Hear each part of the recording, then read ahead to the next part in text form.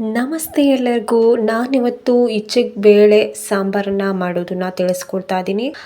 ಮೊದಲಿಗೆ ಆಲೂಗಡ್ಡೆ ಹಾಗೆ ಇಚ್ಚಿಗೆ ಬೇಳೆ ಮತ್ತು ಈರುಳ್ಳಿನ ಹಚ್ಕೊಂಡು ಸೈಡ್ಗೆ ಎತ್ತಿಕ್ಕಿದ್ದೀನಿ. ನಂತರ ನೀವು ಮಿಕ್ಸಿ ಜಾರ್ಗೆ ಟೊಮೊಟೊ, ಈರುಳ್ಳಿ, ಬೆಳ್ಳುಳ್ಳಿ ಮತ್ತು ಕೊಬ್ಬರಿ ಮಸಾಲೆ ಮತ್ತು ನಿಮಗೆ ಖಾರ ಪ್ರಮಾಣ ಜಾಸ್ತಿ ಬೇಕು ಅಂದ್ಕೊಂಡ್ರೆ ನೀವು ಜಾಸ್ತಿ ತೊಗೊಳ್ಳಿ. ನಾನು 1.5 ಸ್ಪೂನು ತೊಗೊಂಡಿದ್ದೀನಿ. ಮಿಕ್ಸಿ ಜಾರ್ಗೆ ಹಾಕಿಬಿಟ್ಟು ಪಕ್ಕಕ್ಕೆ ಎತ್ತಿಕ್ಕೊಳ್ಳಿ. ನಂತರ ನೀವು ಒಂದು ಕುಕ್ಕರ್ಗೆ ಒಂದು ಸ್ವಲ್ಪ ಎಣ್ಣೆಯನ್ನು ಹಾಕಿ, ನಂತರ ಎಣ್ಣೆ ಕಾದ ನಂತರ ಸಾಸಿವೆ, ಜೀರಿಗೆ, ಈರುಳ್ಳಿ ಮತ್ತು ಕರಿಬೇವಿನ ಸೊಪ್ಪನ್ನು ಹಾಕಿ ಚೆನ್ನಾಗಿ ಎಣ್ಣೆಯಲ್ಲಿ ಫ್ರೈ ಮಾಡಿ. ಕೆಲವರು ಸಾಂಬಾರೆಲ್ಲ ಆದಮೇಲೆ ಒಗ್ಗರಣೆ ಹಾಕ್ತಾರೆ ಕುದೀತಿರ್ಬೇಕಾದ್ರೆ. ಸೊ ನಾವು ಮುಂಚಿತವಾಗಲೇ ಒಗ್ಗರಣೆ ಹಾಕಿಬಿಟ್ಟು ನಾವು ಸಾಂಬಾರು ಮಾಡ್ತಾಯಿದ್ದೀವಿ.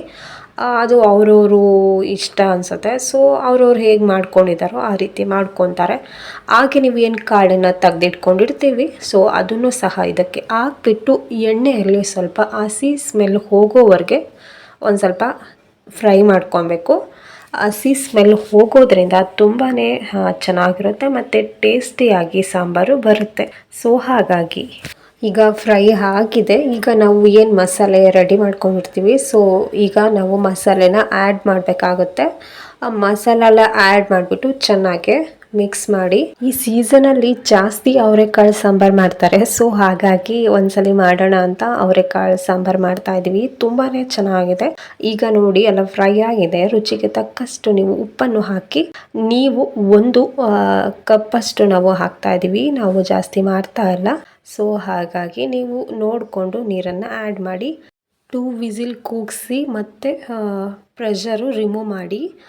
ಇಲ್ಲಾಂದರೆ ಅದು ತುಂಬ ಇದಾಗ್ಬಿಡುತ್ತೆ, ಚೆನ್ನಾಗಿರಲ್ಲ. ಈಗ ನೋಡಿ ಸಾಂಬಾರು ರೆಡಿಯಾಗಿದೆ.